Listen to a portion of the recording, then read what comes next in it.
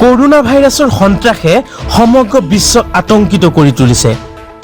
চীনত উৎপত্তি হোৱা কৰোনা ভাইৰাছক কেন্দ্ৰ কৰি বিশ্ববাসী আতংকিত হৈ উঠিছে। সকলোতে লোৱা হৈছে সজাগতা।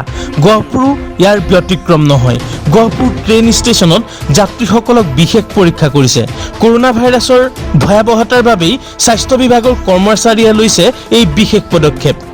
বৰ্তমানলৈকে অৱশ্যে কোনো সন্দেহজনক ব্যক্তি পোৱা নাই যদিও অহা 29 তাৰিখলৈকে এই পৰীক্ষা অব্যাহত থাকিব বুলি জানিব দিয়ে। আনহাতে গহপুৰৰ কেইজনমান স্থানীয় সাংবাদিক ৰাজীৱ বৰা, টুৱাকান্ত দুৱৰা, হেমন্ত বৰুৱা আৰু বিপ্লৱ নেওগে লৈছে উল্লেখনীয় পদক্ষেপ। কৰোনা ভাইৰাছৰ পৰা হাত সাৰিবলৈ ল'ব লগা সাৱধানতাৰ বিষয়ে সকলোকে অৱগত কৰোৱাৰ লগতে গহপুৰৰ বিভিন্ন স্থানত বিতৰণ কৰিছে মাস্ক। সাংবাদিক কেইজনৰ এই পদক্ষেপক সকলোৱে একেমুখে প্ৰশংসা কৰিছে আৰু ধন্যবাদ জ্ঞাপন কৰিছে।